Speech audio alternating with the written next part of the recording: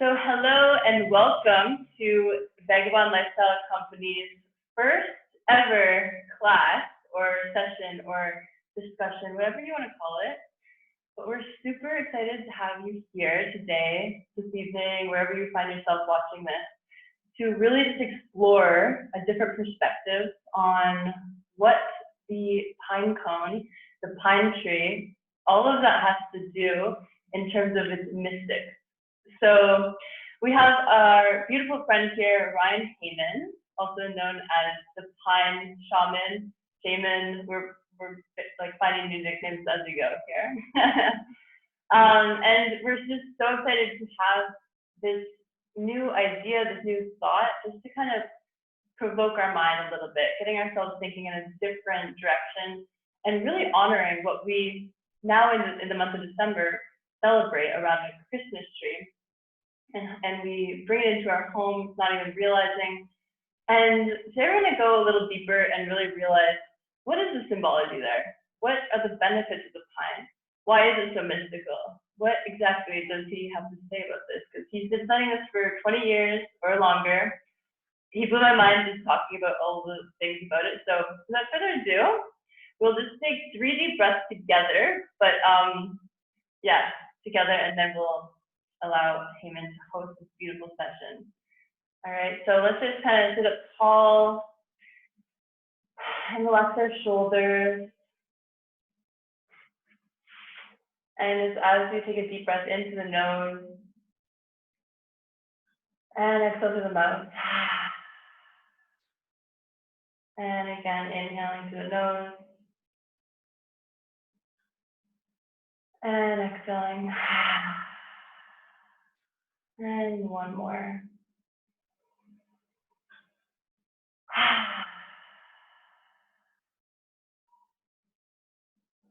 Helps to ground, allow ourselves to feel our body in this moment so we can have a greater connection to really feel into anything that comes up for us. So now, without further ado, Ryan Hayman. That's funny. Well, it's fun to be here with you, and thank you for our one viewer who's live here with us. And hopefully some other people throughout time will, maybe share this video and maybe pique someone's interest. It's not like we're changing the world here, but maybe we can change people's views and how they look at, the symbolism around us and, how we interact with our daily lives. Just a little bit more, I guess, with imagination and wonder, like how we're supposed to be. So, when I saw your post last week about vibes, I had to right away send you another picture of a pine tree, and I guess that's how this all started. It's I was saying, hey, how cool is it? Here we have this pine tree, and we celebrate it every year at Christmas, and I was kind of questioning, have you ever pondered why it's the pine tree? And so you reached out and you're like, yeah, that's kind of cool. I never really thought about, how much vibes the pine tree has, and that it actually makes us all feel better. It's just that naturally subliminal message coming from a tree that is just there. We don't recognize it, but we celebrate it. So it's kind of one of those things where it's makes you think. So I just made a little presentation for us today, just to kind of show how I see this pine tree and the things that I've discovered, I guess, throughout my journey. When I was a younger kid, I was really interested in Egyptology and the hieroglyphs, and always wondered, was there hidden meaning in these things? And always religion, I always wondered, is it true? What's it trying to say? And it's always read between the lines. So it's always, those things make you wonder, these Egyptian pyramids, what are they there? And I'm sure we all have these things, there's a famous writer, Graham Hancock. He made some books called Fingerprints of the Gods, and he details a lot about these ancient civilizations and the message they were trying to keep in the stone for us, I guess, for later generations to remember, I guess, the things that they discovered. And kind of like today, we're not really interested in those things anymore. We're not really, trying to wonder what's in a pyramid. Why is it made that way? Our, we've gone past that. We kind of don't wonder about those things anymore. We wonder what's going on with COVID. But there we go. Gonna censor this video. We just said COVID. So I'm just gonna share with you guys my presentation, and I'm gonna open up my screen here. I just wanted to pop in here quickly and say, if Paula, you have a question at all, please feel free to just, reach out, because I'm sure Hayman would be happy to answer. Yeah, for sure. If we make this interactive too, if that comes up, then yeah, I might do the same as we go along. But yeah, I think if you just hit the chat, it'll pop up. Like I'll get a notification if you guys want to, share some thoughts or insights.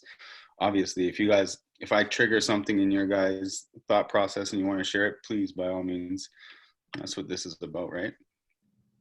So here, let me just share my screen with you guys.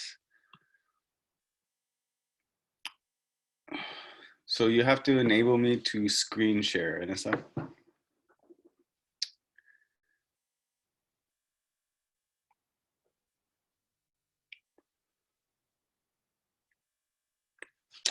I guess while we're waiting,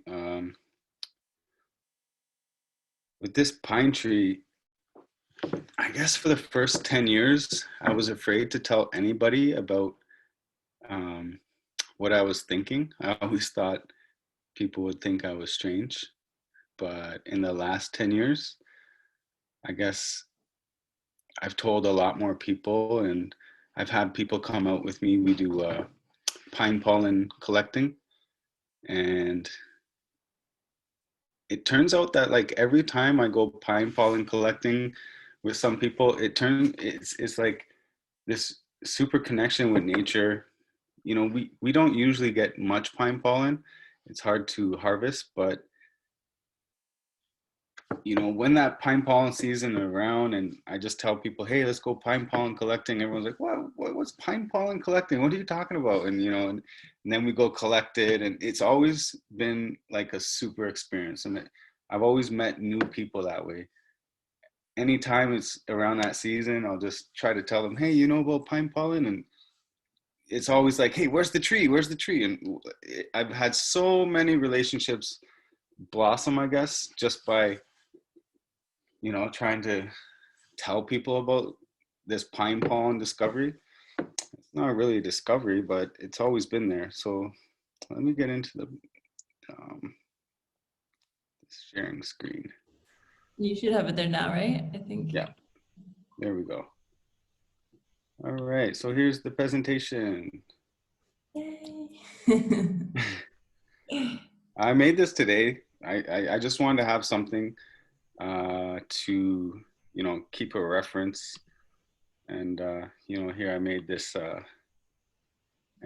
little protest.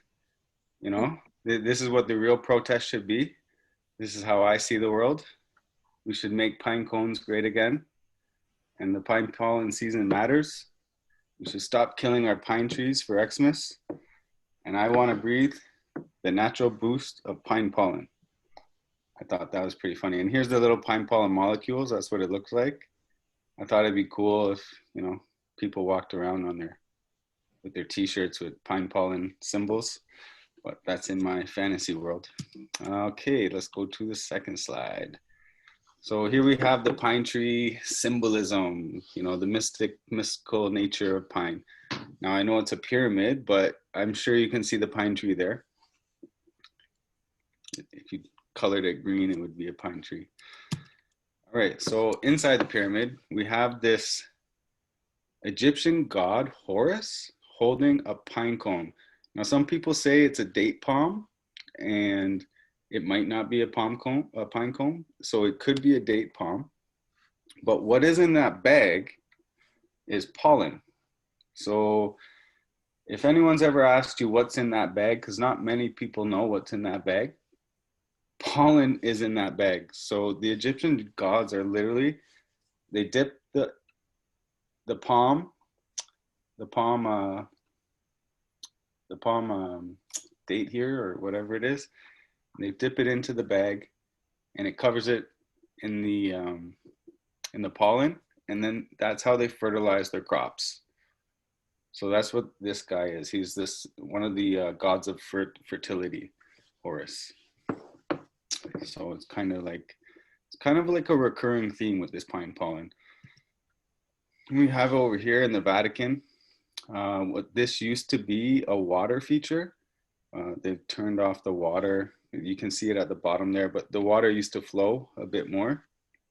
And it's pretty cool symbolism because the pineal gland looks exactly like a pine cone.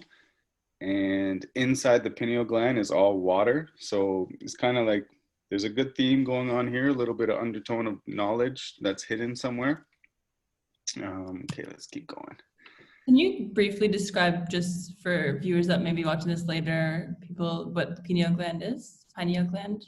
For sure. I got a couple slides down the road here.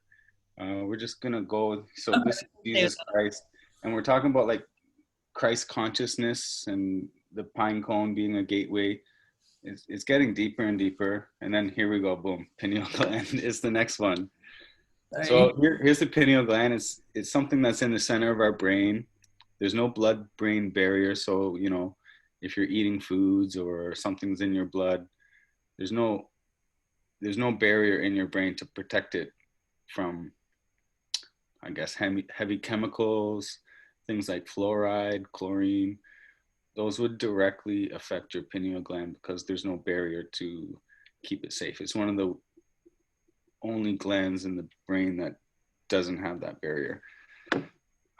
So we have some information over here about the pineal gland. And it was really, really shocking to me. I did all this like research today to, you know, try to make it look a bit more, you know, scientific. And today I learned that the pineal gland receives more blood than any part of the body. Like that just blew me away. So, you know, if it's being pumped a lot of blood, it's a really integral part of, I guess, our system. You know, it's not like it's something that's missed. It seems like it must be pretty important. So we have in, I guess, religious and spiritual text, we have what's called the sixth chakra. I guess that's the Kundalini or the chakras. And in the sixth chakra is connected to the pineal gland. And we have philosopher over here said it was the principal seat of the soul. Is there any questions or any way I could explain that better, or we're good? I'm going to keep going. All right. So what I really broke off on here is pine pollen, because that's the part of the pine tree that I'm kind of obsessed about. There is other things like the pine nuts I was telling you, and it's like the pine nuts have like a special affinity to help decalcify the pineal gland. And many of the products you can get from the tree, like the pine needles, the pine nuts, the pine sap, even you make some tea out of these things, medicinal things. You can even put it on your skin as a salve. Those things are all good for healing. Sorry, I'm so sorry. Yeah, I meant to say something in the back, like the last slide. Just this. So last night, Ryan and I were talking about first of all, he was like, isn't it interesting that it's like, it could be pineal gland or pineal gland, which I just thought was interesting. And then like what I've always known the pineal gland to be is like just where we see our visions and where we see what's coming down the pipeline for us, but also it helps stimulate all of our imaginary aspects to our world and our dream state we got talking about yesterday too. And it's like so interesting how special this tiny little, you can call it the third eye, the pineal gland, obviously, but just how important and necessary it is for our being, for us. It's our point of focus to move ourselves forward in this next direction of our lives. So I don't know why I just felt like sharing that, but yeah, that's all from over here. No, you're right. Like I think I might have skipped on that a bit. You know, thanks for like reminding me. There's a lot of info out there. So like, I think what I was trying to say yesterday was that, you know, all these ancient symbolisms, like what are they really trying to say, and how can we make connections? You know, like sometimes when we look up at the sky, we see the Big Dipper, the Little Dipper. You know, as humans, we like to make up stories and try to make connections, because that's what we use. We use our imagination, and we like to make meaning out of things. And what I was trying to say yesterday is that, where are our thoughts coming from? You know, if you really like, you know, want to slow down and take a second and think about how you actually interpret thoughts, what kind of mechanism is happening when you're creating your thought, where is it coming from, why are your thoughts this way or that way? We were talking about the pineal gland and pharmaceutical products, water, tap water. Anissa was telling me that she's drinking tap water, and I was right away, I was alarmed, trying to say, hey, Anissa, you know, there's fluoride in the tap water. She knows, and, you know, but she didn't really, you know, pay it too much attention. And then there's chlorine in the water. And then we went and we looked at both of these elements and these minerals, and what we found was that these elements calcify your pineal gland. So it's almost like we're sabotaging our own consciousness by drinking water, even though we think we're doing good for ourselves. We're drinking water, but our consciousness is being calcified at the pineal gland, because these things, they go straight to your pineal gland in your blood, and the pineal gland starts protecting it, and it's called calcification.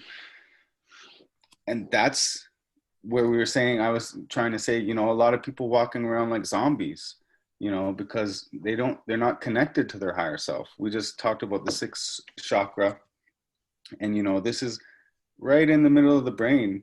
And, you know, you have your thalamus, your thought processes, your memories, all these things are within this little part of your brain.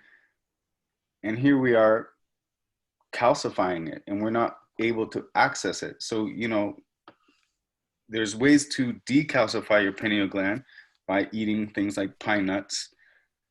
And then, well, like when we're going deeper and deeper and deeper into these thoughts, it can get really overwhelming to just, you know, imagine and wonder if these things are true, you know. So we're looking for truths here, right? And so what is true, you know? And when you look at the pine pollen out of the pine tree, you're going to see that it's nourishing your body, and it's a technology found in nature that is unlike any other tree or plant. And that's the reason why it's found its home in Christmas time. In our homes, we celebrate it. So we just don't understand why, and we haven't even harnessed the reason why we celebrate it. We think it's Christmas time, but this tree is so powerful that it's the biggest celebration revolves around this tree. So for me,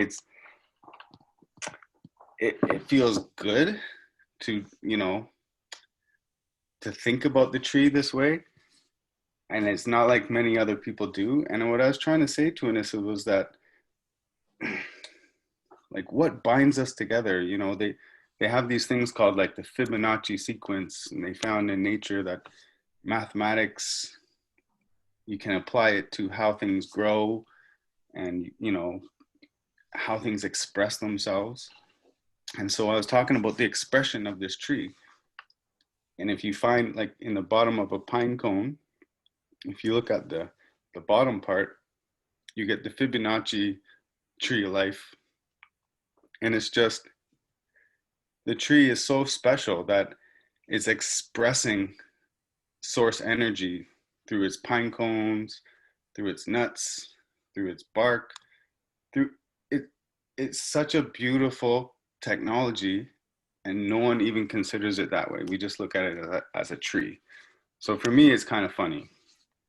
Um,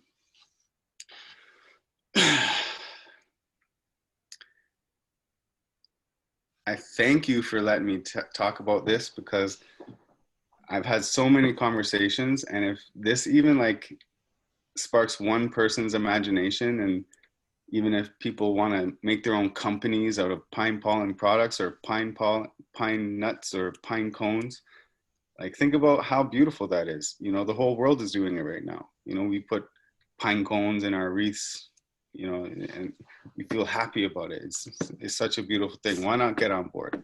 And you know what really made me really admire you is like having this just reflection. Like you would kind of take things and reflect at it. So like, say with the Christmas tree, you were just wondering like, what is, like, just being reflective of what is the meaning of this actually. Like really, like, we do all these things in our day-to-day world, in our year-to-year world and everything, and we go round and round the sun, and it's like, yeah, it's good to question and just like consider, what is this meaning of this? Because every moment talks to us, everything has a symbol, really. If everything is, that's just bringing us more into that state of awareness and our higher consciousness when we're, you know, just being that in that reflective state. So I really admire that you brought that out, because I don't know, we set up our tree the other day, I didn't even realize, you know, it's like,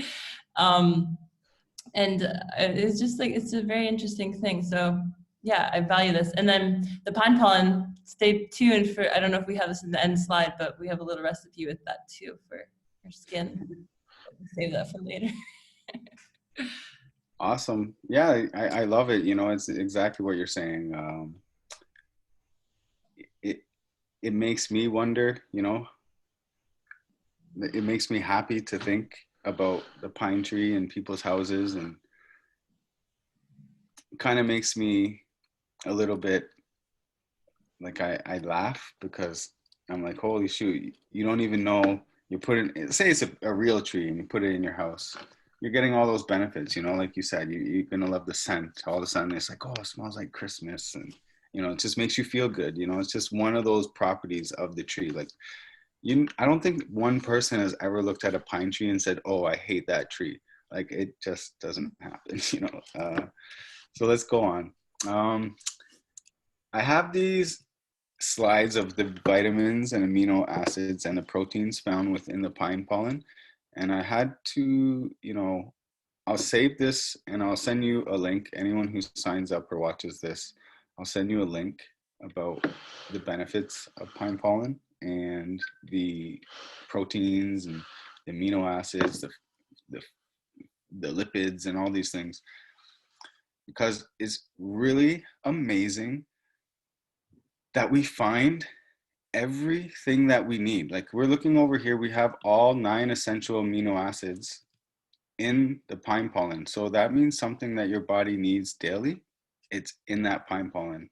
So if you're looking for like a superfood or something to supplement your diet, and you want something that's not going to be toxic, it's going to help free radicals and be an antioxidant, this is it.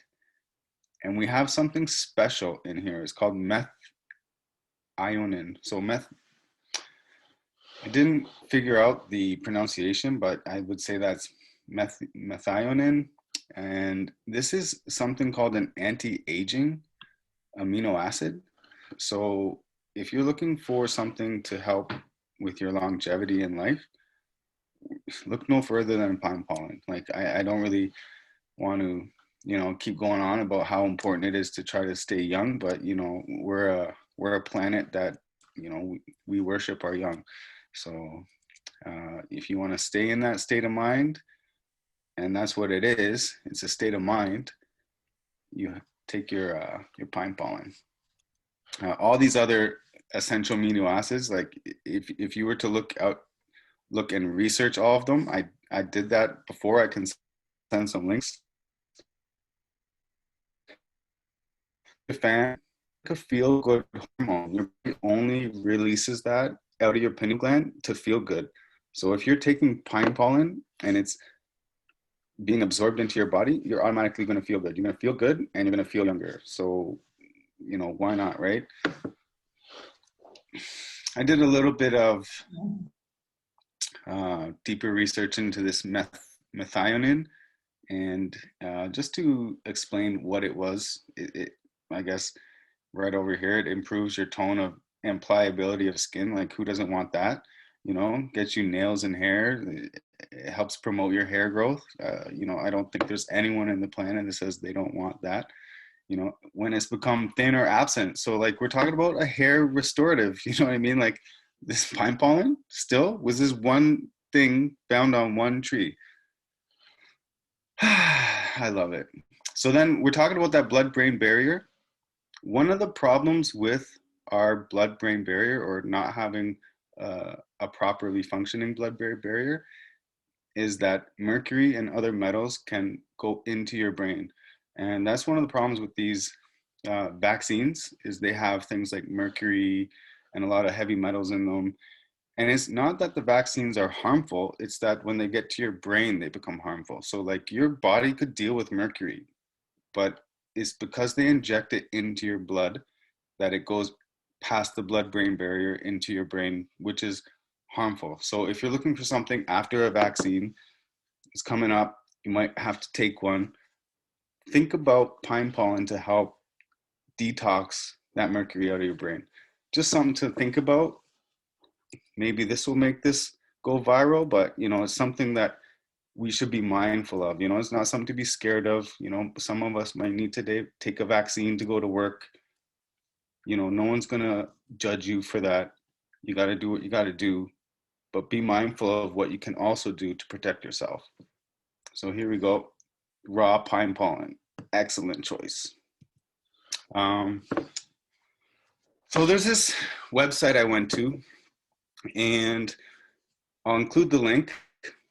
And what they did is they took 65 grams of pine pollen and then analyzed it. So per 65 grams of pine pollen, these are all these macro elements that you're going to get. And when you compare them with, there's a couple charts. You compare it with eggs. You compare it with other proteins like chicken. Pine pollen is like pound for pound, milligram for milligram, really on par with any type of protein. So if you're looking for a protein source, this is almost the perfect protein. And what we're talking about over here, like these elements are something that your body needs. We're looking at all the functions here. If you wanted to, help regulate your skeletal and cardiac muscle tissue, like, what's going on in this pine pollen? Like, there's a lot of things. Again, here we have silicon.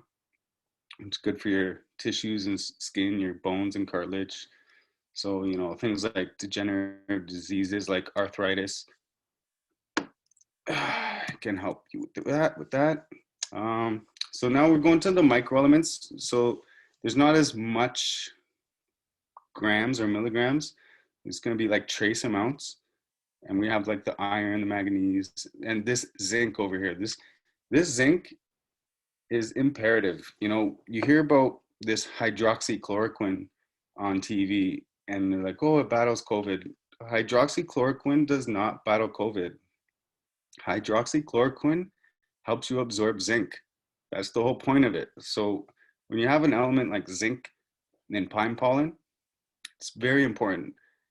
And since it's in a substance that is like cohabitates with all the other elements that it needs to be absorbed, you don't need the hydroxychloroquine. You can just take the pine pollen. So what zinc does is help your body stop virus replication. So if you do by chance have a virus and they do a PCR test on you, you can just have your zinc and just realize that you're gonna be okay. That virus is not gonna, you're not gonna be like infecting people. You know, you might get something, but as long as you're taking zinc, you won't start infecting people, which is the big thing why everyone wants to wear masks, right? So take your zinc, take your pine pollen.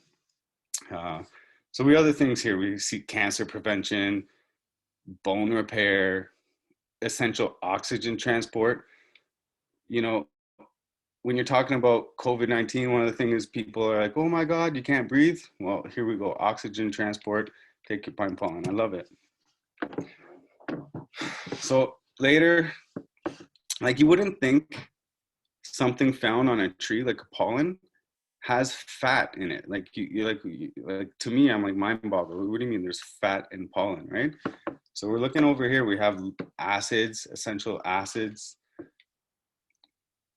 palmitic acid. I think that's something that has to do with anti-aging as well. If you want to look into these acids, you can do that, and I'm pretty sure you're going to find that it's pretty amazing that all these substances are found in this one little pollen.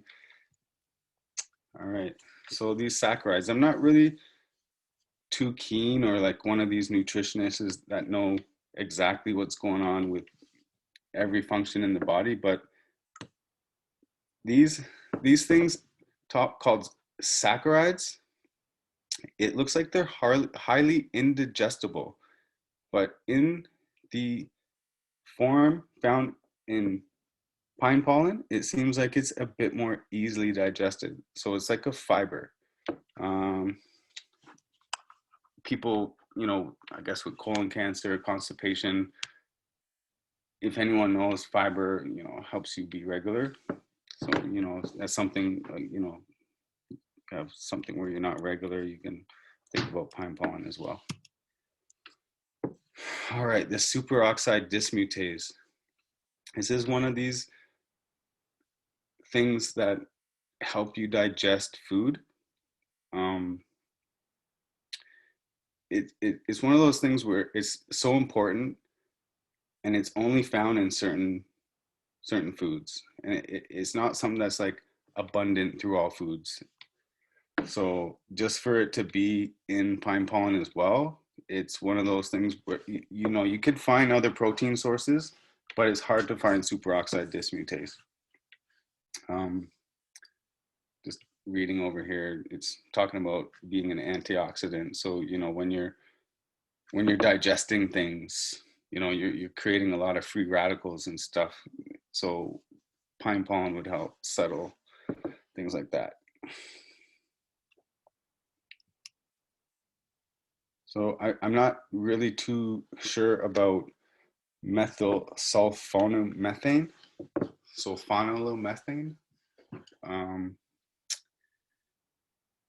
It does look that it's something that people could look into further. If you wanted to any time just like start reading something, or if there's something triggers you guys, just let me know.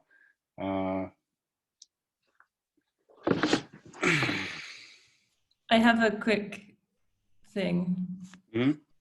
I have something I would like to ask, and this is just like a quick little break in between all this health benefits, because it feels like it's like basically obviously a superfood, yeah, and lots of things that are good for us. But I was wondering, I don't know if you have in your slide, but I'm kind of anxious to hear about your Back to the Future little. Do you mind sharing that just for a little in the middle here? Sure. Okay, so Back to the Future is one of those movies where it's all about like alternate realities, right? And you have to look really closely. There's like a lot of movie buffs who haven't noticed the pine tree symbolism within the movie. And so the beginning of the movie, it starts off where Marty has to meet Doc Brown at the Twin Pine Mall. And Doc Brown tells Marty that the land that used to be owned by this Otis Peabody was a pine tree farm. And this Otis Peabody was breeding his pine trees. And everyone called him crazy. They like, this guy's breeding pine trees. And it's just kind of funny because we're talking pine trees, and it is a big part of that movie. So Marty goes back in time to 1955, and Otis Peabody, I think I'm unstable here, my internet connection. So Otis Peabody discovers Marty in his barn. You know, the DeLorean goes into the barn, and he comes out with a shotgun. He starts shooting at Marty, and then he takes off. Marty is able to get back in the car, and then as he's taking off, he runs over one of Otis Peabody's pine trees that he was breeding. And when Marty gets back to 1985, the mall is now called Lone Pine Mall. And it's just kind of funny because, you know, now we're in an alternate reality, and that pine tree is showing you. It's one of those things that show you. It's one of the first symbols that we get to know that, okay, the future is now changed because Marty drove over that pine tree. And when you get down into the third episode of Back to the Future, so Back to the Future 3, Doc Brown is actually fighting over this land that is now the Lone Pine Mall. So it's kind of weird that the third episode is based around Doc Brown fighting for this land. So it's like that pine tree is so special within the movie. Like he was gonna die. He was gonna die for that land, and later he had to sell it because money issues. The government was coming after him, and Otis Peabody got it. I'm thinking Otis Peabody might be Doc Brown's long cousin, a long lost cousin, or maybe a son of Doc Brown, because like you have Doc Brown, he's kind of like a crazy character, and then this Otis Peabody, he's also a crazy character, and you kind of wonder, you know, you have Doc Brown trying to do time travel, and then you have this guy doing pine tree breeding, and you're thinking like, what parallels are they kind of trying to make here, right? And when you look at the pine tree and the pine pollen and the pine cone, and then the connection with the pineal gland, and that's our connection to an alternate reality. So some people say that this pineal gland is when you sleep, you access your dream world through your pineal gland. So it is an alternate reality, you know, and it's just kind of like these cool little things where you connect the dots and you say, oh, it's kind of fun, you know, and I just thought it was fun. So thank you for reminding me to tell the story. I think that like basically a lot of things in the world will kind of speak to us, you know, through movies, and like it's just kind of like just slightly little things here and there spread throughout movies. And when they're talking about like I haven't seen that movie in literally 20 years or more. I don't even remember the movie actually. Like, but I do think it's interesting that like why out of all things we picked that, you know, and it's just curious. It's cool. It's just was an interesting little fact I thought we could throw in there. So yeah, it's like, you know, you look at Hollywood and you're like, you know that there's some sort of symbolism going on with these movies. You know, Hollywood movies are different than any other movies. It's, you know, there's such creativity, and you know, there's so much ways you can go back and say, oh, like some people watch TV shows and they say, oh, they're predicting the future. This is predictive programming within our Hollywood movies. And you just have to look for it. You know, sometimes you can find these hidden gems throughout all movies, and you know, that's the creative genius. I think I'm not sure who was the director of that movie, but you know, whoever did that series, you know, these people seem to have knowledge that I guess the common person doesn't have access to, and you know, it's there for us to just, you know, look and interpret and try to, you know, connect the dots and have fun with it. You know, it's like the Matrix, these fun movies, right? Thank you, Hayman. All right. Well, I had a couple more slides, and I thought this choline one was kind of like important because you see how it can train brain and neurological disorders. Um, and you know, when you're looking at something that can treat mental illnesses or neurological disorders, you know, Alzheimer's, dementia, these are things where we don't have cures, you know, so it's very important that maybe there's more research. Um, I kind of wish, I wasn't someone who's promoting pine pollen. I kind of would wish people knew about it already. It was more vogue, it was more trendy, um, only because I feel bad that a lot of people are taking all these medications, these pharmaceutical medications, and we're not told about these hidden gems like pine pollen from a tree. You know, if I'm sure that if it was in mainstream media and we thought, you know, like coconut oil, everyone knows what coconut oil is, knows what coconut oil does. 10 years ago, it was non-existent, you know. Um, so like pine pollen, I've checked. I've went to all the health food stores. They don't really carry it. There's no distribution networks. So it's something that there's an industry ready if we can create it, you know, and it's something that would benefit most people, you know, just by looking at these few slides. How can you not want to promote it? How can you not choose to wonder why you don't know about this? You know, that's what this little thing is about, you know, for people just hopefully maybe this year go out with your family, you take a paper bag, you put it on the end of the pine tree and you shake some pine pollen out and you take it home and you I have one friend, his name is Woods, he sprinkles it on his steak. He says it's a great condiment, you know, include it in your life. Yeah, and you know, when I hear stories like that, it makes me so happy, you know, and people are like, oh man, Hayman, I use the pine pollen and I want to go collect pine pollen. And I think it's something that, you know, it's almost like Christmas. If everyone gathers around and celebrate it like Easter and it's pine pollen season, for me, that would be like peace on earth. So Family tradition. And you're saying pine pollen is in June, right? yeah, so the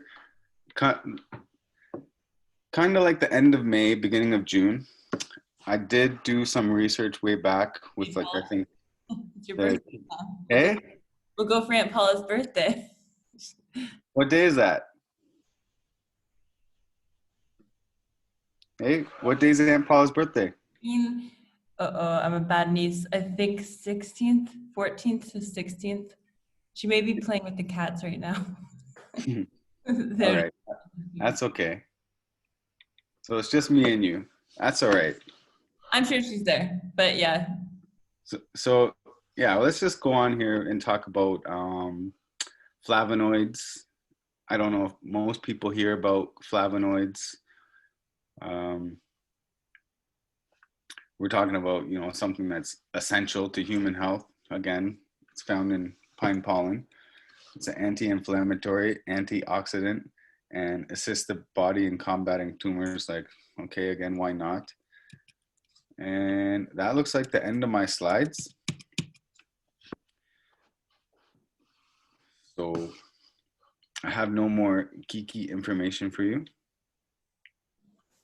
Well, I mean, I have some questions here, but also, yeah, I know that I've never met anyone that is so into this topic. I had no idea about it. So thank you for all of that information. I really appreciate it.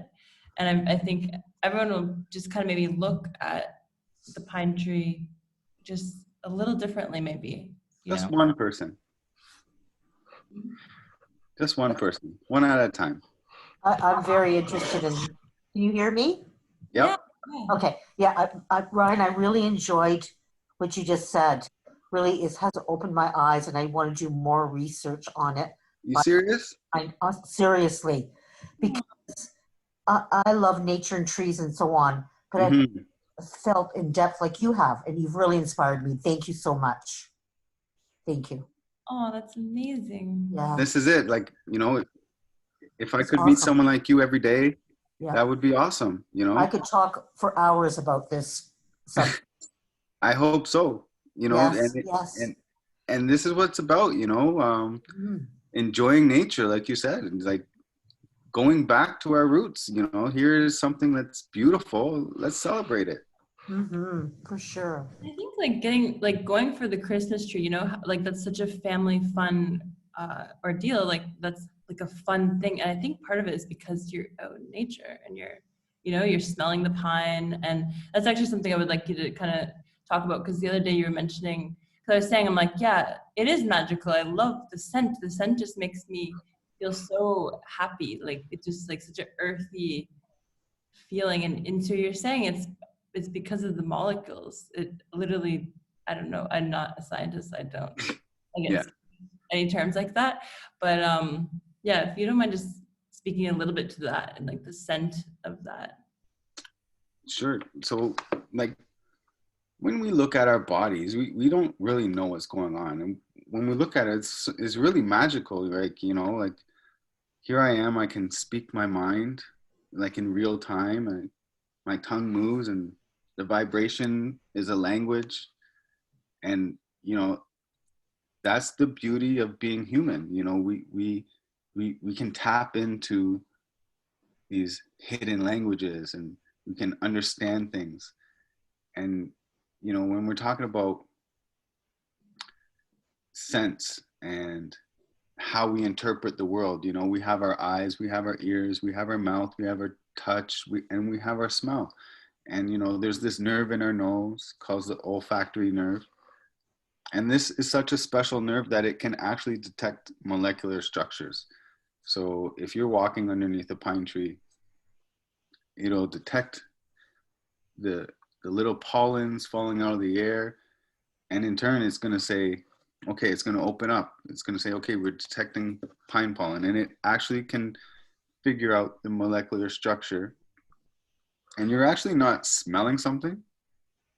When I was doing the research, I found that these amino acids and these aromatic carbons that are in pine pollen are very rare aromatic carbons. So when we're talking about things like essential oils and aromatherapy, the structure of the aroma in pine pollen, it looks like a Fibonacci sequence. There's so many different structures to it. And it almost, when you just look at the molecular structure of the scent of pine pollen, it's like almost like a painting.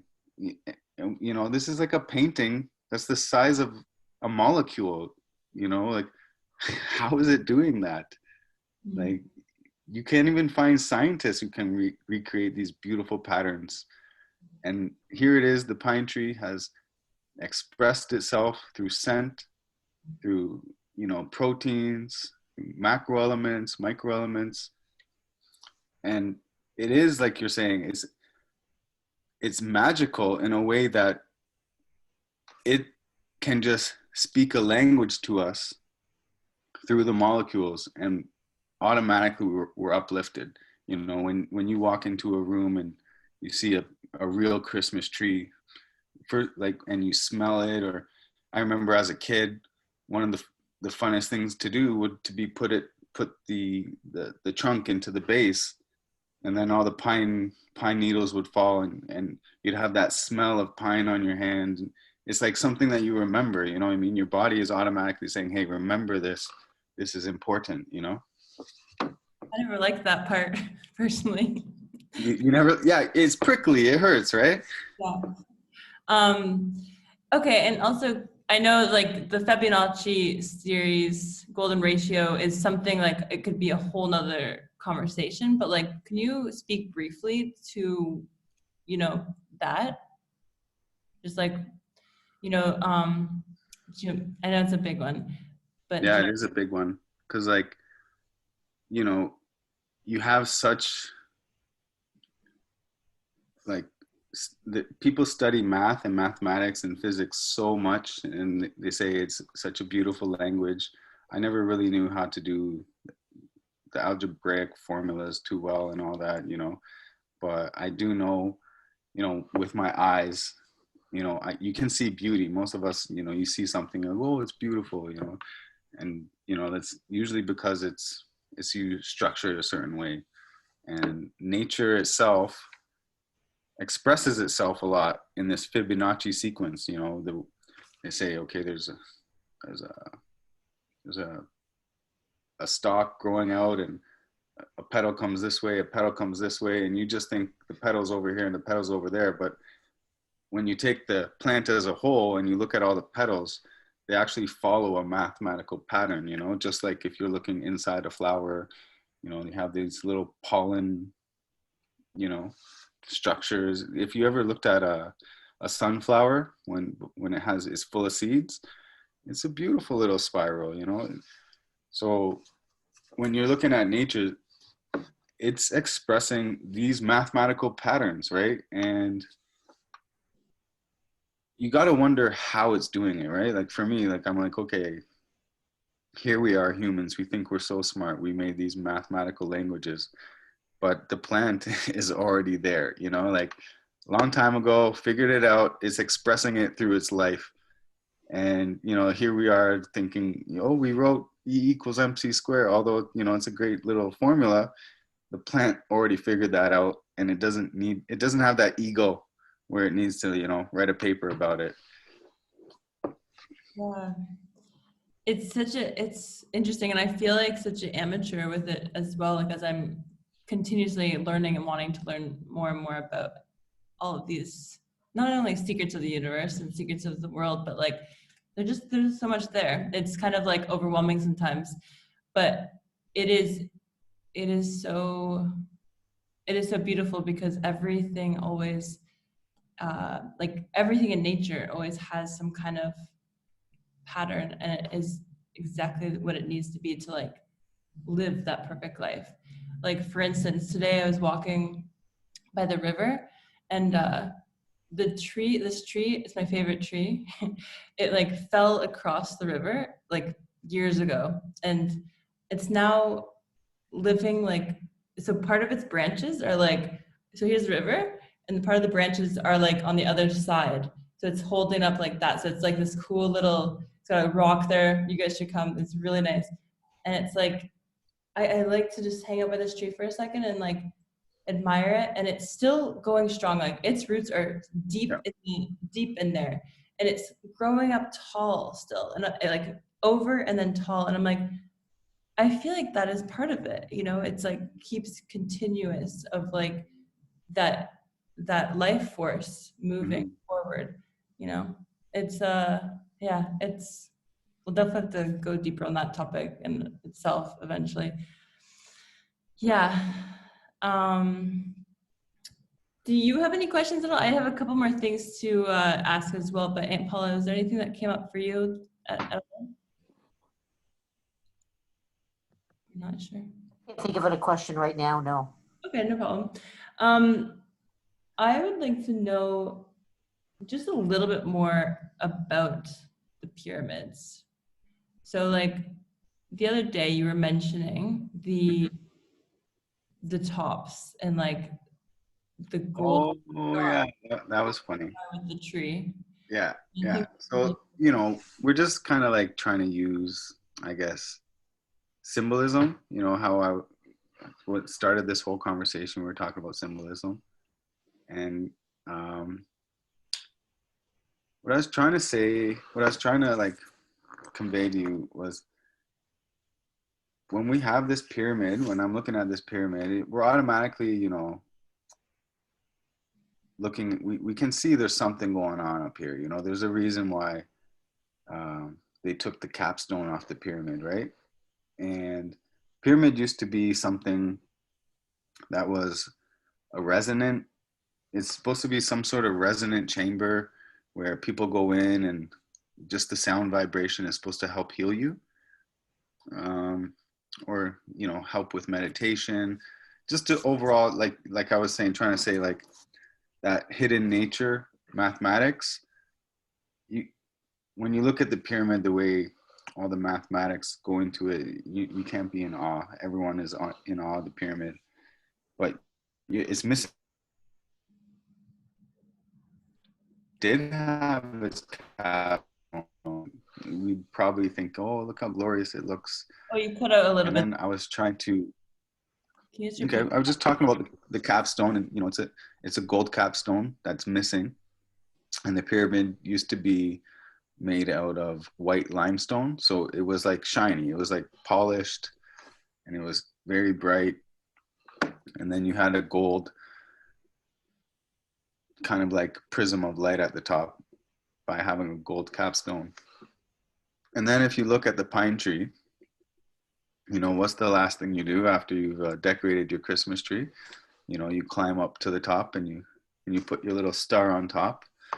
And it's like that feeling of putting the star on top is kind of like one of those most sacred traditions. Like you have movies, it's like, oh my God, get little Timmy to put the star on top of the pyramid. Like, it's like you're crowning the pyramid, you're crowning the pine tree. These things, they automatically make us feel good. Like, this is a tradition we've brought into our home every year, and that specific little action is so special. And it's like somebody in the family gets to put a star on the top. Call grandma, put it on the top.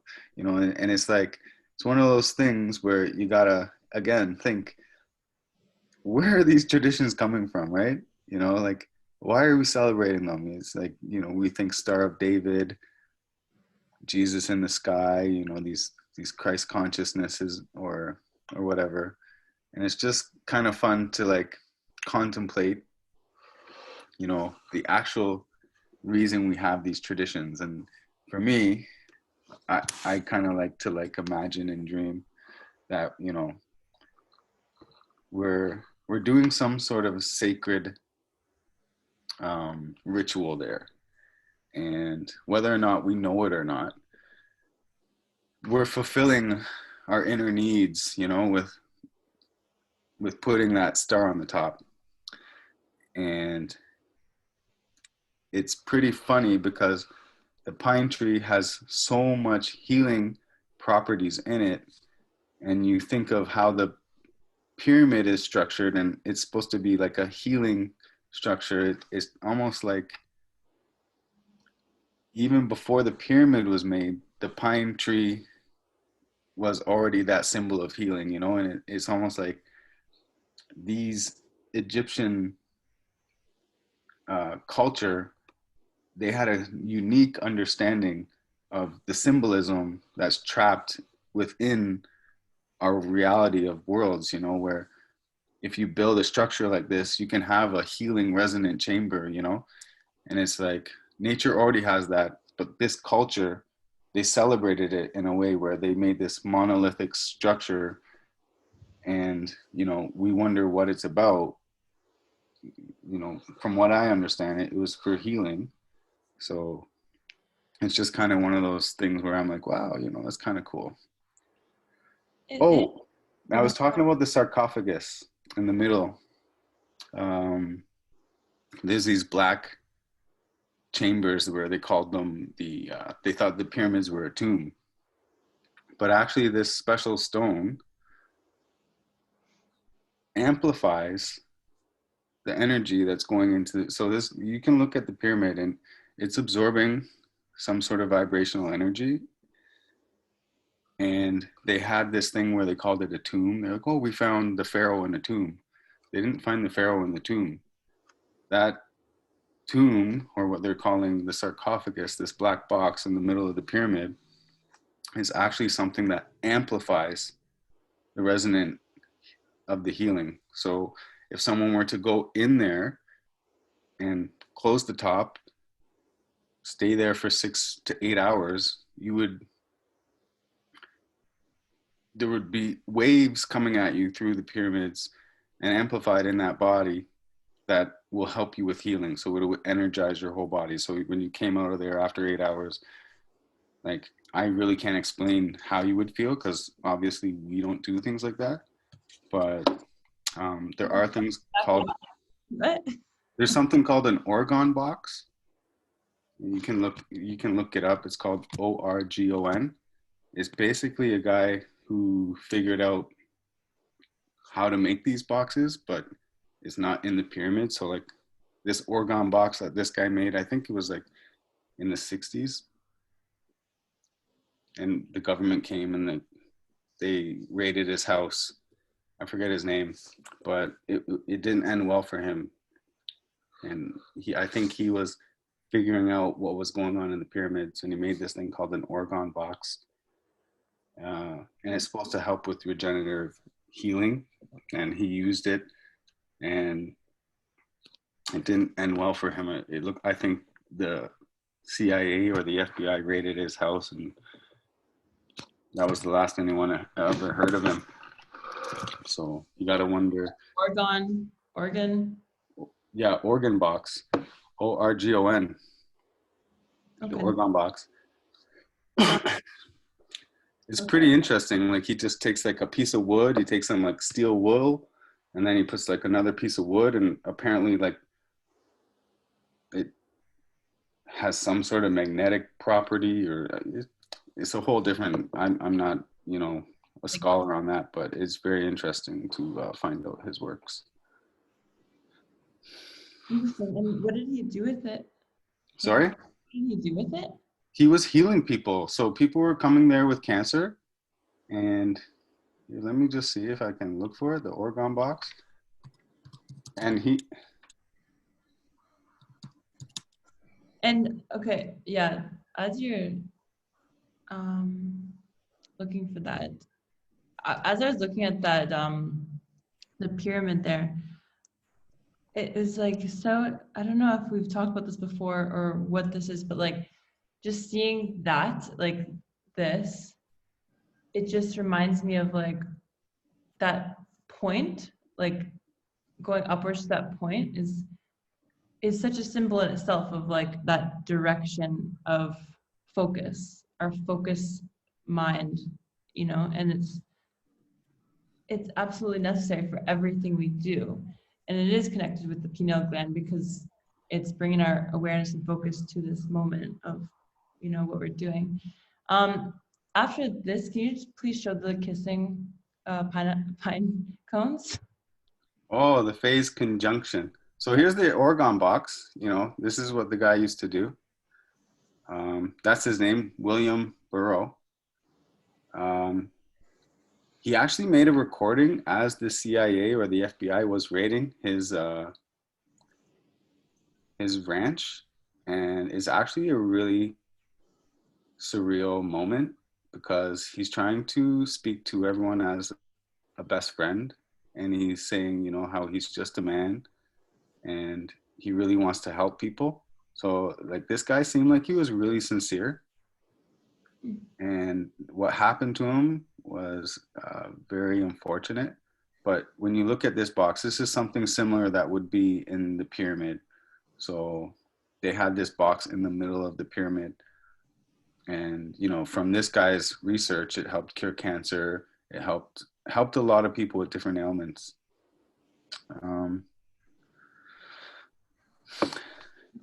And he also made some sort of like organ rain machine where he could, or called a cloud buster, and he would like take this. It's all alternative type of information. So Wilhelm Reich, I think his name is Wilhelm Reich. Yeah, and he made this thing. This thing's called like a cloud buster. And what he would do, he would go to farmers' lands who were having droughts, and he would point this in the sky, and he would create rain clouds. So the farmer could create a crop, or, didn't have to bring water from a source or a spring. And this is what got him in trouble, because he started making these rain clouds, and he got kind of known that he could help farmers. And one day he went there with his son, and he was creating one of these clouds for the farmer so he could have rain. And the FBI came and started taking pictures. Yeah, he just appeared. They came and took his ranch. So he was onto something, and it's pretty unfortunate that people like him, Nikola Tesla, people always seem to get in their way. But there's a lot of information out there that can really help with people.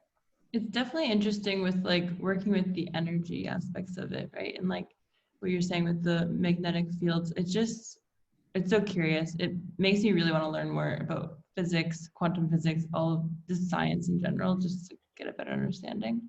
Yeah. Yeah. So here it is. Here's the guy talking about, how this pyramid structure,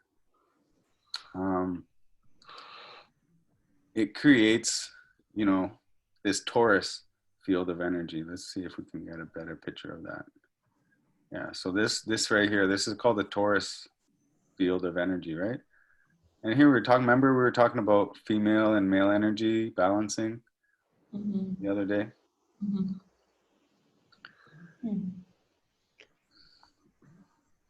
So basically these structures create an energy around them. So if whatever energy is holding this whole world together interacts with physical reality, this energy can be accumulated, is what he was saying. So the energy that is the fabric of the universe, with these structures we can accumulate the energy and use them for different things. I think Tesla was using it for electrical energy. There's definitely a lot more to be said on how to harness natural energy, free energy, they call it. Yeah, that's something we'll definitely have to explore more as well. I feel like we just dive deeper in all that as well. So yeah, just to bring it back to the mysticals of the pine, I had a couple of things written down here as well. I know that we're almost coming to our time to close off here, but we wanted to end this in a little bit of a reflection, just because Ryan is such I was saying okay, I would love you to lead us through just a visualization at the end. So after we go through a couple of these little bit of tidbits and recipes, then maybe we can just close out with that, if that's cool. I just might want you to, are you done with your screens? Yeah, I'm trying to make it wide again, so. So up at the top. Oh, I stopped my screen share. Yeah. So Ryan is saying that I kept calling him a nerd in my thing because he really is a nerd. And I guess we all really are nerds. That's the realization I've had over the years, is just we're all nerds in our own way, and I love it. And I'm just so grateful that you can bring this knowledge to us, because I think it is hidden knowledge, that it's such a cool thing to learn. So you're talking about the sap, how sap is like a glue, the sap from the tree. If you want to the sap, I guess, is traditionally used as a glue or a salve.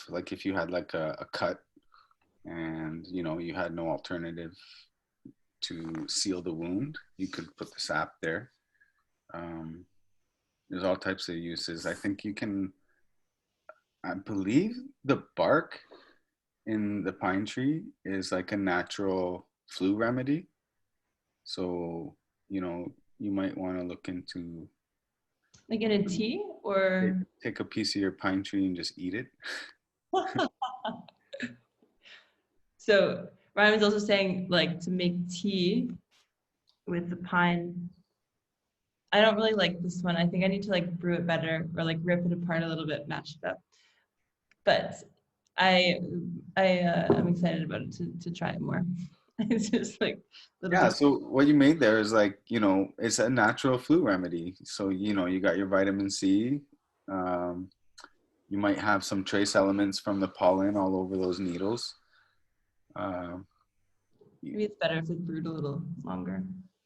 yeah, I think it's something where you have to steep it. Like you boil it out, you boil it for a bit, and you try, Toddler would be good too. yeah, try to get it dark. It looks really nice. It It looks does. It um looks Christmassy. yeah, it's like a little, so we can all bring this into our drinks this season. And then so the recipe, is that where we're at?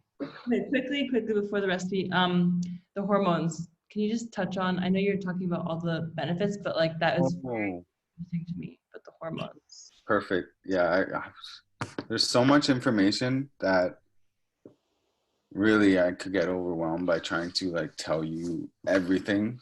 And, thanks for reminding me of that one.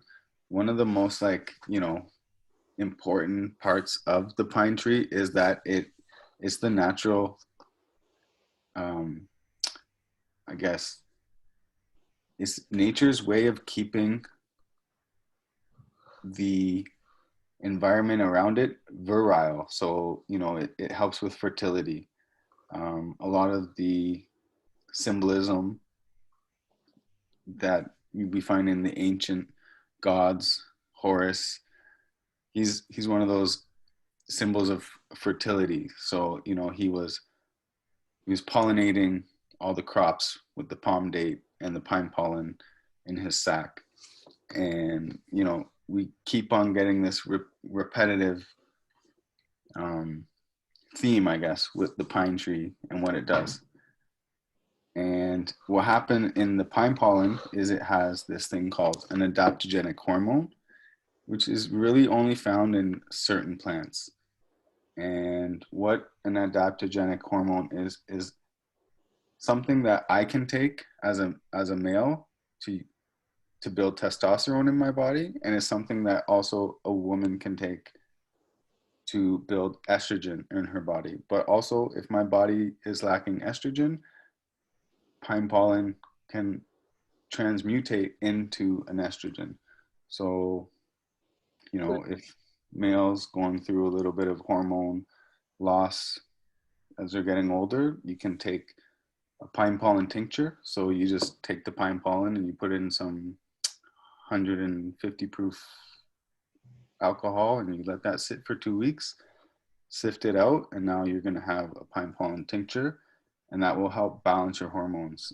Same with, say a woman who's getting a little bit older and is having a little bit of issue with hormones, she can, ingest or take the pine pollen tincture, which is one of the better ways to do it. That's the way you can extract and make it more potent to get that adaptogenic hormone specifically.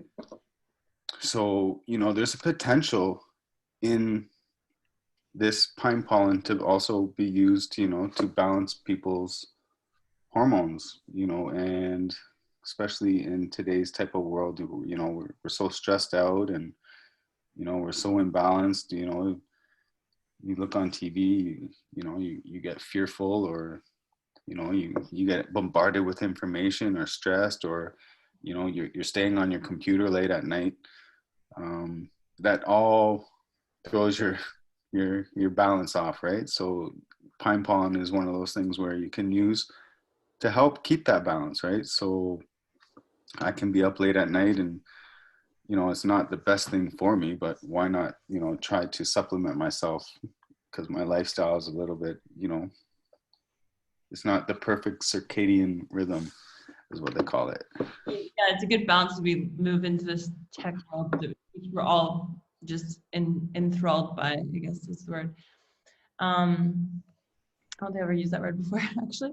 But yeah, so, okay, so before our reflection, the pine recipe, besides the pine tea, so the skincare was to, I'll just say it, okay? That's so awkward. Okay, so it's coconut oil. I'm sure you could use any oil though, and pine pollen. And then you can, I'm just assuming, I've never done it before. Have you? Or you tried it? Like for me, yeah, I have. You know, it's you just take a little bit of the pine pollen and you throw in some coconut oil and you just warm it up in your hand. Because one of the things with pine pollen, I think it has like a very hard cell wall, so like you have to break it down some way. I think the coconut oil helps break it down because it's a fat. So like if you are eating pine pollen, you want to make sure you have some fat because it's fat soluble uh, type of protein. So It cut it a little that's why bit. the coconut oil has it. Sorry, it cut out I there. cut out. So yeah, I'm just saying that the pine pollen, like you can't really ingest it, and it's not a water soluble protein. It's something that would help if you take a fat with it. So like coconut oil has a little bit of fat in it, and it's an oil, so it will help break down the cell wall of the pine pollen. So yeah, you just rub it up in your hand, and you can put it on your face as a restorative or an anti-aging or something to help with wrinkles if that's something that you're concerned about. I'm sure it's not going to eliminate things, but it's definitely going to nourish your skin and help with your overall like vitamins. You buy all these products in the store, they might have vitamin E. Well, that's in pine pollen. So plus there's a whole host of other vitamins that are found for free. It doesn't cost you anything to go out and collect some pine pollen yearly, and just put it in your repertoire, and sprinkle a little bit on your steak, put some in your coconut oil. There's a million ways to take it. You can put it in your smoothie. It has a nice little taste. I've never heard anyone say that they didn't really like the taste. It's not something that you're gonna say I love the taste. There's only so much the tree can give us. It's like it's a medicine. It's not going to taste that good, right? Awesome. Well, that is a lot. And I know that you can go on.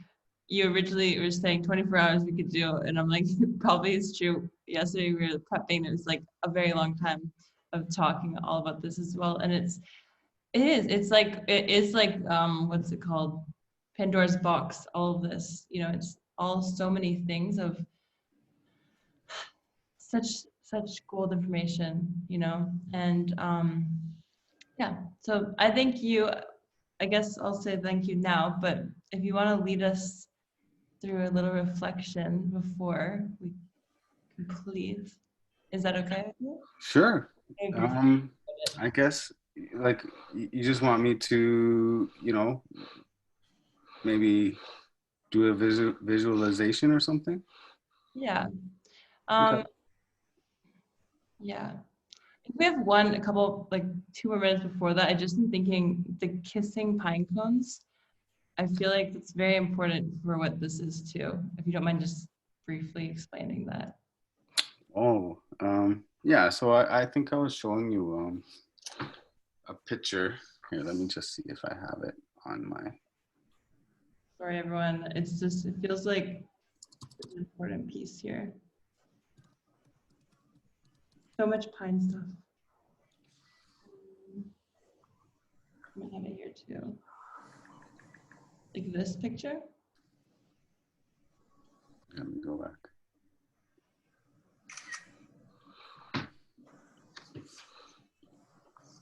Okay, yeah, that's it. So that one is like, was that emergency alert? Something, I don't know. It's just taking it off the screen though. Okay, well, we'll get it for a second, that kind of visual. Yeah, so like you can see the 2 triangles and the 2 pyramids intersecting, so this is supposed to be, what I was talking about earlier, like where our thoughts come from. This is supposed to represent, that energy point where, thoughts become reality. It's called phase conjunction, or they say pine cone kissing pine cones. It's supposed to be 2 pine cones kissing. It's just something that they found in physics, I could give you a link to that webpage because it's kind of interesting what they're trying to, you know, they use mathematical terms where they're trying to explain reality and how it, you know, basically appears, you know, like, Yeah, because so he was saying too that like this is kind of like our past and this is our future. And oh, yeah. so, Yeah. so everything's kind of birthed into the now, right? You're Yeah. saying that. Yeah, so you know, you got the top over here and the bottom. So like if you can put it sideways, left ways, whatever you want to put, but one of those would represent the past and one of those would represent the future. So when you have the middle part there where there's the middle little line, that's the present. So that's only what we can exist. We can only exist in the present. But the further away we get from the past, the more potential there is. You see how it goes out like this, you know, so there's more potential, kind of like we have mythical creatures, you know, that's so far in the past that people might believe that story. But if I was to say, oh, yesterday I saw Zeus, people would be like, you did not see Zeus yesterday. But then if someone were to say, well, Zeus existed 3,000 years ago, people would say, oh, maybe he did exist, right? And it's like, same thing goes with the future. You know, in the future, humans can do this, you know, but they can't do it today. But, you know, that's that potential. So we keep our reality only in this plane of existence because either we have realized our potential or not. But the potential is there, like an infinite potential. So if we dream about it and if we think about it, the more likely it could exist. So, you know, if I was to say in the future we have flying cars, in 1920, that would have been something that, you know, what's a car? You wind it with a little crank and you're telling me this car is going to be flying? It was something that they couldn't believe, but the potential was there. So humankind, human race, you know, we haven't even realized our potential, and the potential is infinite. So, you know, we basically create our reality, you know, and when you look at the world we have today, you know, it's pretty shame on us, you know, for creating this reality for ourselves. That reality was always there. You know, I'm pretty sure people, you had these conspiracy theorists who came up with these ideas of government overreach. And, you know, when you look around today, there's a lot of government overreach. So, you know, like, did the conspiracy theorists create that reality by thinking of it? You know, did we create that reality? Like, if we were all thinking, let's collect pine pollen, let's worship nature, we would not exist in this reality. You know, we would change the world. There's a bigger potential for us out there, and you know, we're stuck in this one plane of existence, and it's pretty sad because me, you, and whoever sees this video, we all know that like we have greater potential, especially in 2020 when you look at the world and how we're treating people. You know, everyone, you know, you got to put your head down because like we're failing, you know. So we need more people to unlock this future that is beautiful, because right now, you know, we're doing this cycle that, you know, it's potentially going to destroy us. But also I do feel, yeah, and everything you said is really interesting with the infinite potential. And I want to be mindful of our time here. It's just, yeah, like we are in this place right now, but I feel like we have that potential to create and like worship nature and go back to, wow, where, if I could dream anything, where would that be? Where would that take me? Like people dreamed of flying and like now they have like those flying suits and things. Like there we can get there. And it's just about shaking off this trauma that we all have and then yeah, allowing that pineal gland to do its wonders. Yeah, so I don't know if you have anything to add on that before we kind of dive into the sanctuary of our mind.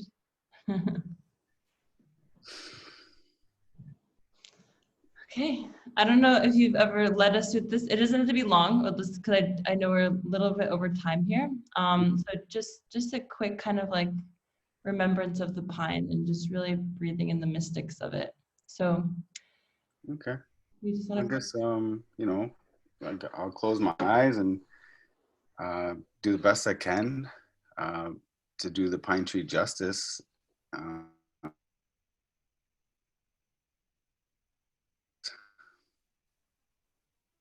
The gratitude we have for this pine tree already. We're putting presents under the pine tree this year, and the pine tree is giving us these natural gifts that you can't really purchase in a store or get from products. The gift of nature itself is something that is sacred, and hopefully one day the pine tree will be recognized for more than just a Christmas tree, and it will continue to give us gifts and help humanity reach a point to where we care more for each other and we're able to give and receive in a harmonious place.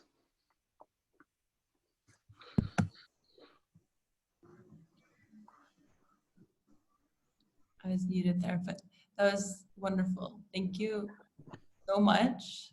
That was absolutely magnificent. Really treasure you. Thank you for sharing all of this nerdy wisdom with us. It's so appreciated. And I hope that the world does see it on a bigger plane. And I feel like, yeah, I just feel it will be in a place of pure Harmony. expansion and harmony.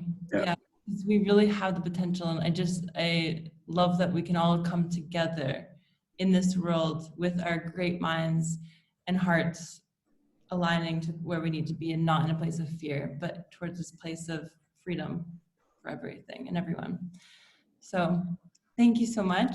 Thank you, Paula. Yeah, thank you, Ryan. I really enjoyed it very much. And Awesome. thank you, Anissa, so much. No problem. Thank you. Okay. It's been a pleasure. Enjoy the rest of your evening. Thank you for joining the first session ever here. It's Yay. so exciting. It's such a treat to have you guys here. Hey, you never mentioned going forward, you have like a giveaway or something? Oh my gosh. Wow. We got, yeah. I think people are here for the giveaways. Yes. Okay. Thank you. Jesus. This is so, I was nervous about it all day. I'm like, how do you do a giveaway?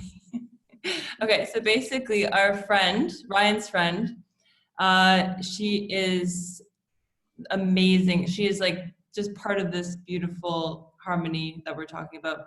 She makes these beautiful soap products. I hope that you're finding her website there. Is that what you're doing? Yeah. So she makes these beautiful products, and she's doing $50 giveaway of these products if you like her Instagram, which we'll be linking in our social medias. But yeah, her product, she's from locally here in Toronto, and it's all to do with like worshiping the sun and like the ancient worlds, like the sun gods and all these cool things. And it's all natural products. It's yeah, there's not anything weird in there. And it's, yeah, I'm just obsessed with her. She's a beautiful, beautiful person. We just met on the phone the other day, and I was like, wow. Ryan's went to school with her back in high school, right? I think it was. Yeah. She's a really cool person, Jamelia, and I've watched her Instagram over the years, and I've watched her develop her products, and I always wondered how she makes her products, and then one day she started with these little how-to videos, and I really appreciate it because she's not really looking for you to purchase her products. She's just trying to get you that information out there, at the same time doing what she's doing. She's just doing her thing, and she's making these products if you want them. You know, it seems to me it's something that, you know, is very rare to find someone who has a knowledge and they share it with people. And this is someone who, you know, is so giving with herself. You know, she has this knowledge of how to make these beautiful products. She'll show you how to make it, you know, like she's not trying to hoard her knowledge. And I think that's like something special that not many people have. You know, it's a rare trait to find someone who, you know, is showing, you know, what they have and what they have to give, and they include people as well. So, you know, it's not like you have to buy her products, but she does such a quality job that, you know, why not support someone like that? Yeah, just her vibe is just so loving, and like we were crying, laughing. This is her, right? I've never met her, but just on her phone. She's just like, just the most, yeah, beautiful person. And yeah, so check it out. Her giveaways until I think next Tuesday.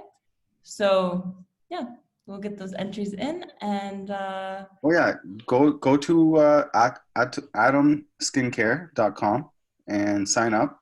And what she's gonna do is she's gonna let us know how many people have gone to her Instagram or signed up on her website, and she's gonna give us like a couple emails. So if you do go to her website and you sign up, that is how you get an entry into the draw. And she's given some products. I'm not sure which products they are, but I'm sure they're beautiful. that they'll be suiting towards your skin. So she'll like ask questions too. And yeah, it's so many cool things on there. And she'll also be hosting a soap workshop in January. So stay tuned for that as well. So if there's any questions, please feel free to reach out. Anyone watching the recording, but Aunt Paula as well. Thank you for being a guest of honor. And we won't take any more of your time, but yeah, thanks again so much. All right. Good luck, Anissa. Thank you. Thank you guys so much. Thanks, Hayman, for coming out. Cheers. Okay, bye now. Bye, Paula. Bye-bye.